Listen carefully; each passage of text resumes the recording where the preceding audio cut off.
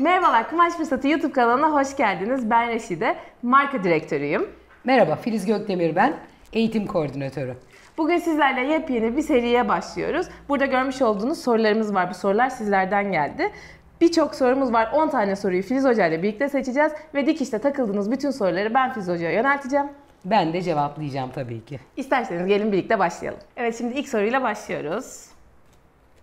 Sorumuz Sündüz Hanım'dan gelmiş. Overlock makinesi olmayanlar için temiz dikiş nasıl yapılır? Hangi ayaklar kullanılır? Evet, overlock makinesi olmayanlar makinalarımızın zikzak konumunda sülfile dikişiyle overlock görünümlü temiz bir dikiş yapabilirsiniz. Bunun için ekstra bir ayak kullanmanıza gerek yok açıkçası ama ince kumaşlarda ince kumaş sülfile ayağı diye geçer, servislerimizden temin edebilirsiniz. Şimdi bir sonraki soruya geçiyorum. Şöyle atlardan seçiyorum. Sorumuz Dilek Hanım'dan gelmiş. Şifon ya da ince ipek gibi kumaşları dikerken makinamın tansiyon ayarı kaç olmalı? Makinalarımızın tansiyon ayarları normalde 4 ile 5 arasında standart olarak öneriyoruz. İpek ve şifonlarda lütfen 8 ve 9 numaralı iğne kullanın. Tansiyon ayarınızda altını bozmayacak şekilde 2 ya da 3'e getirebilirsiniz. Bu soruyu sen seç istersen. Seç. Ama sen oku. Ben okuyayım. Evet. Evet. Sorumuz Fadime Hanım'dan.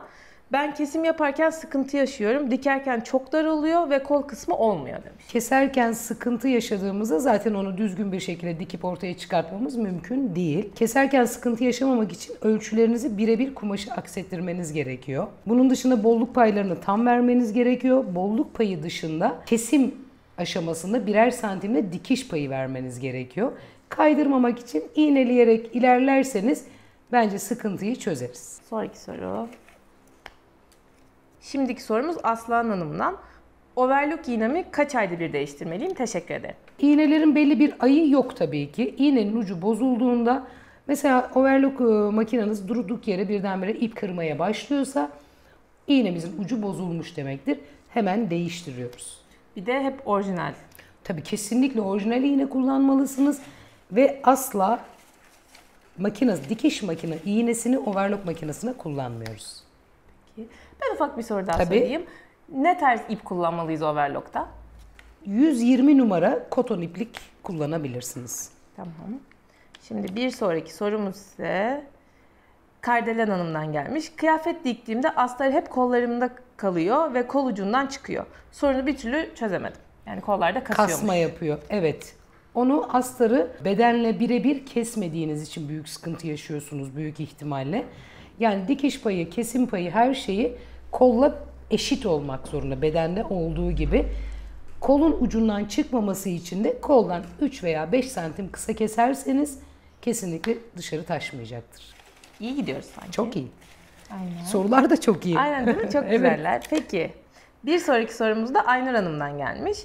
Genelde hep overlock'la ilgili farkındaysan sonra bu sorumuz da overlock. Overlock makinem düz dikişi atlıyor. Alt iğnesinden sürekli ip çıkıyor. Neden olabilir? Overlock makinesi bu alt iğnesinden ip çıkıyor diye bir sorun çok nadir olur ama ip kırıyorsa mutlaka iğnenizi değiştirmeniz gerekiyor. İğnenizin ucu bozulmuştur ve kullandığınız ipler makinenize uygun olmayabilir. Farklı ipliklerle tekrar deneme yapın. Tamam. Şimdi bir tane daha çekelim.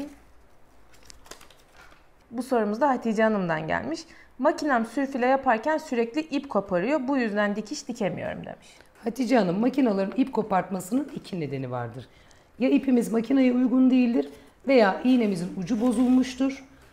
Devamlı ipi kırıyordur. Lütfen yeni iğne takın. Sıfır, orijinal. Yeni iğne dediğimde hani çıkartıp çekmeceye koyduğunuz değil, mutlaka paketinden çıkarttığımız yeni bir iğne takıyoruz.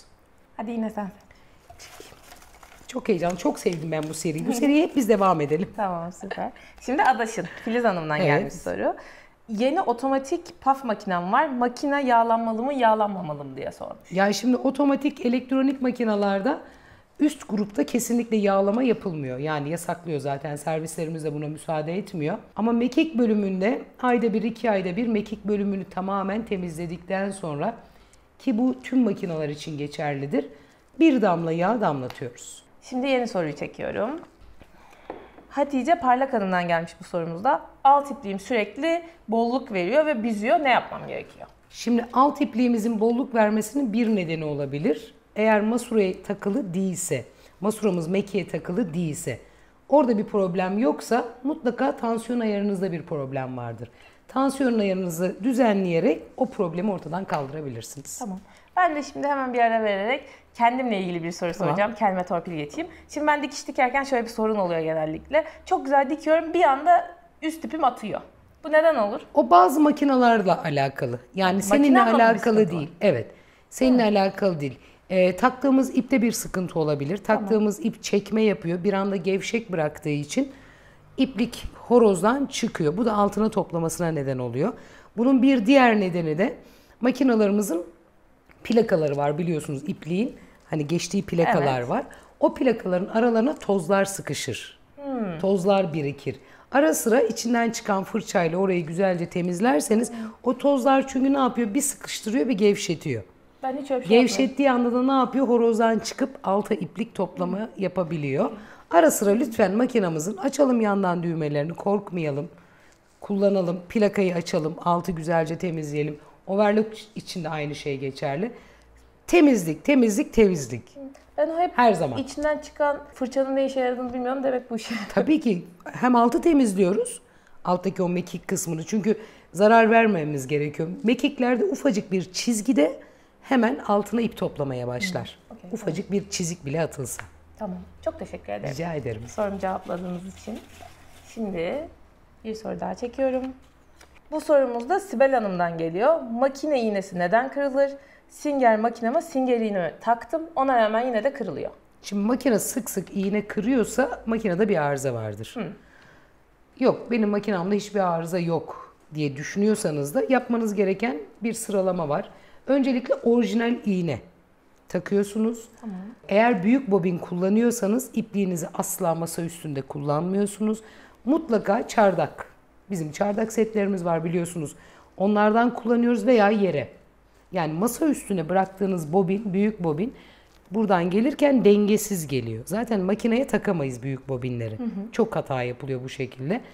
Yere bırakıyoruz veya çardak setiyle kullanıyoruz. Çünkü o büyük bobin çekme yaptıkça iğneyi kırıyor. Zararlı. Veya kumaşı koyuyoruz arkadan sistemsiz çektiğimizde veya önden sistemsiz bir şekilde ittiğimizde iğnenin dengesi bozuluyor. Çünkü 2 milimin arasında iğne. Hatta 1 milimetrenin içinde iğne tık diye oynadığında kırılıyor. İlk videomuzun son sorusunu çekiyoruz. Evet Reşte bekliyorum. O zaman- Heyecanla. Son sorumuzu da sen çek. Tamam karıştırayım ama. Evet. Değil mi? Bu sorumuz da Maide Hanım'dan gelmiş. Merhaba, hangi kumaş tipiyle neler... Çok geniş bir soru ama hangi kumaş tipiyle neler dikebiliriz? Tam sonda yani Aynen. çıktım sorumuz. Gerçekten hangi kumaş tipiyle neler dikilir? Bununla ilgili bir moda söyleşisi hatta Aynen. konuştuk bugün Reşte ile. Açıkçası dökümlü, şöyle çok kısaca böyle genel söyleyeceğim ben de. Dökümlü bir giysi istiyorsanız işte muslinle diktik. Dökümlü bir tarz. Krepler, viskonlar, aerobinler, krebin her türü, satenler dökümlü bir görüntü verir size. Şifonlar Medine da. ipekleri, şifonlar. Şifonların sert olanı da var, yumuşak Ha, olanı da tabii. var. Onları tercih etmek lazım. Tok bir duruş istiyorsak ketenler, gabardinler, kaşeler, şaneller bu tarz şeylerle bu tür bir ayrım yapabilirsiniz genel bir anlamda. Ama bununla da ilgili dediğimiz gibi çok daha detaylı başka tarz videolar da çekiyor olacağız gelecekte. Tabii ki çekeceğiz sizler için. Hatta burada mı söyleyelim ilk Söyleyelim. videomuzun şerefine moda söyleşisi yapacağız dedik. Hangi vücut tipine nasıl kıyafetler gider diye de Aynen. müthiş bir video ile gelmek istiyoruz. O zaman bugünlük bu kadar diyoruz. Katılımlarınız için çok teşekkür ederiz. Bundan sonra bu tarz videolarımız da devam edecek. Bizlere sıklıkla dikizde karşılaştığınız makinalarınızla ilgili sorunlarınızı bizlere yönelttiğinizde ben sizden gelen soruları aynen bu şekilde hazırlıyor olacağım ve Filiz Hoca'ya da soruyor olacağım. Evet, serimizin devamı için siz soru bombardımanına devam edin. Reşide'yi boğun. Biz de videolarımıza devam edelim. Görüşmek üzere, hoşça kalın. Hoşça kalın.